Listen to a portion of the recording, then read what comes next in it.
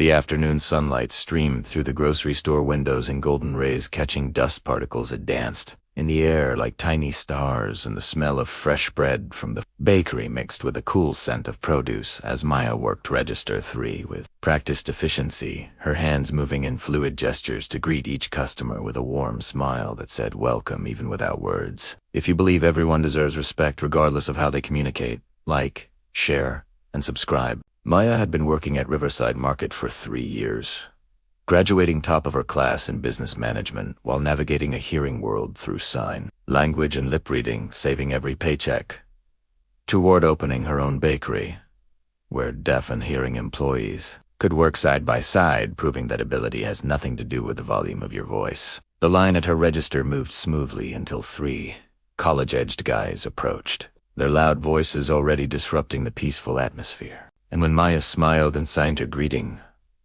her hands forming the words hello. "How can I help you today?" They exchanged glances and started laughing, one of them mocking her hand movements with exaggerated, sloppy gestures. "What's she doing?" "Casting spells," the tallest one said, his voice dripping with contempt, loud enough for half the store to hear, and his friends joined in, making ridiculous hand movements and speaking in fake gibberish, treating Maya's language like it was a joke, like her existence was entertainment designed for their amusement. The woman behind them in line looked down at her phone, suddenly very interested in her screen. An elderly man 2 spots back frowned, but said nothing, just shifted his weight uncomfortably. The other cashiers glanced over but kept scanning their own customers, and Maya felt that familiar ache in her chest. She took a deliberate breath, squared her shoulders, and maintained eye contact with the ringleader, her hands steady as she pointed to the register screen and then to their items, making it clear she was here to do her job, with or without their respect.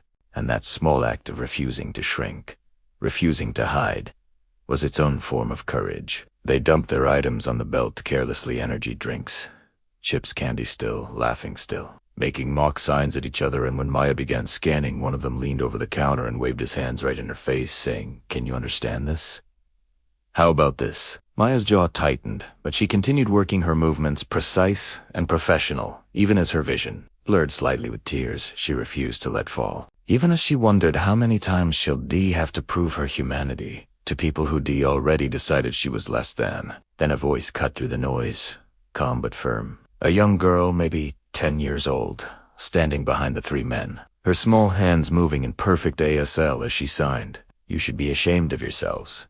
And the surprise on their faces was almost comical as they realized someone had understood, someone had witnessed, someone was calling them out. The girl's mother stepped forward next, her hands also fluent in sign language, and she spoke and signed simultaneously, her voice carrying authority. "My daughter is deaf, and watching you mock this woman is teaching her that cruelty is acceptable, and I won't have that." And suddenly, the dynamic shifted. The bullies becoming the ones exposed. More movement rippled through the line-in. Older gentleman 3 spots back began signing an apology to Maya, his weathered hands forming the words, "I'm sorry. You deserve better," and then a teenager with headphones pulled them down and signed, "Thank you for your patience." Then a woman with a baby signed, "You're doing great," and within seconds, 5 different people in line were signing, creating a wall of support that said, "We see you, we value you, you're not alone." The 3 men's laughter died like a candle in the wind, their faces flushing red as they realized they were surrounded by people who not only understood sign language but were actively choosing Maya's dignity over their cruelty. And the tallest one stammered, "We didn't know, we were just..." But the young girl's mother cut him off with a look that could freeze lava. "You didn't need to know," she said, her hands still moving in sign as she spoke. "You just needed to be decent human beings, and you failed, and now you're going to apologize properly." "Or I'm getting the manager."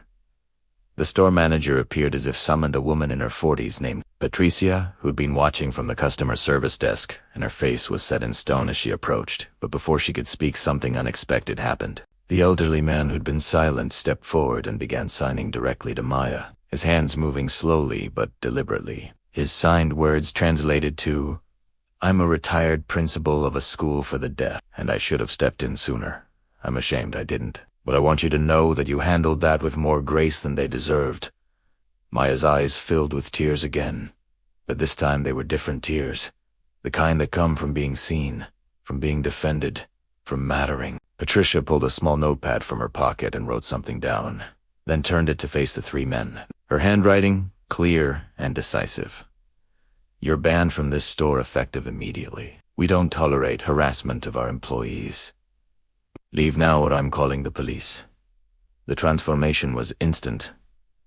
Swagger evaporated, replaced by genuine fear as they realized their actions had consequences. That mocking someone's disability in a public space wasn't consequence-free entertainment. One by one, they mumbled apologies, their eyes unable to meet Maya's, their hands fumbling for their wallets to pay, but Patricia shook her head firmly, pointing toward the exit, making it clear their money wasn't welcome here. Their presence wasn't welcome here. As they slunk toward the door, the young girl signed to Maya, "You're my hero," and Maya signed back, "You're mine," and the exchange was so pure, so honest, that several customers openly wiped their eyes, touched by this moment of connection. The retired principal approached Maya's register as the next customer, but instead of shopping, he pulled out a business card and wrote on the back, his pen moving with purpose, and when he handed it to Maya, she read the words through grateful tears. The card read, "I run ASL classes and volunteer programs. If you ever want to speak to students about resilience and dignity, please call me. You're exactly the kind of role model our community needs." Patricia stood beside Maya's register and signed not perfectly, but earnestly. "Are you okay? Do you need a break?" And when Maya signed back, "I'm okay. Thank you for standing up for me," Patricia signed. "Always. Your family here." And that word, family, landed in Maya's heart like a warm embrace. The young girl's mother purchased her groceries at Maya's register specifically, and as Maya scanned each item, the woman signed, "My daughter talks about wanting to work in a store someday, and you just showed her that she can. That being deaf doesn't limit her dreams."